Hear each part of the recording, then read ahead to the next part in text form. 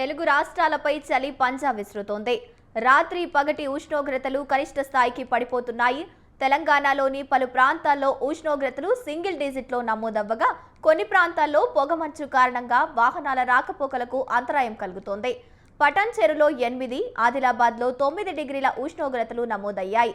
ఇక హైదరాబాద్లోని ఉష్ణోగ్రతలు కనిష్టానికి పడిపోయాయి. నగరంలో ఉష్ణోగ్రత 13 డిగ్రీలకు పడిపోవడంతో ప్రజలు గజగజ వణుకుతున్నారు. ఇంటి నుంచి అడుగు బయట పెట్టడానికి జంకుతున్నారు.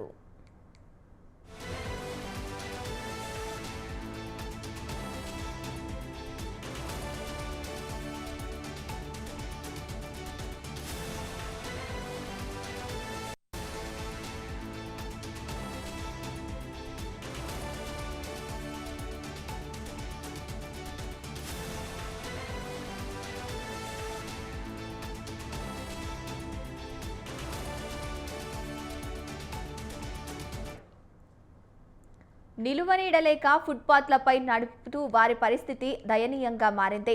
ఎవరైనా బెడ్షీట్లు దానం చేయకపోతారా అని దీనంగా ఎదురుచూస్తున్నారు.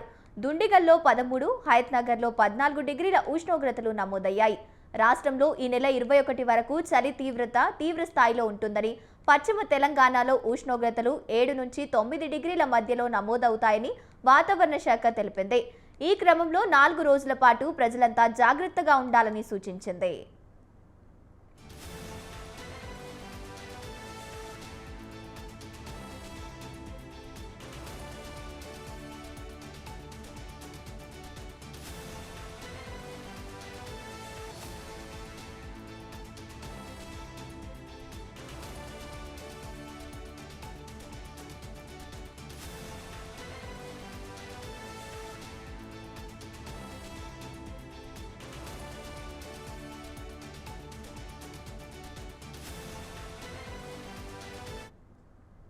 ఏపీలోనూ చలి తీవ్రత రోజురోజుకి పెరుగుతోంది. అరకు వ్యాలీ, ఏజెన్సీ ప్రాంతాలు మంచు దుప్పటి కప్పుకున్నాయి. లంబసింగి, అరకు పరిసర ప్రాంతాల్లో ఉష్ణోగ్రతలు సింగిల్ డిజిట్కు పడిపోయాయి.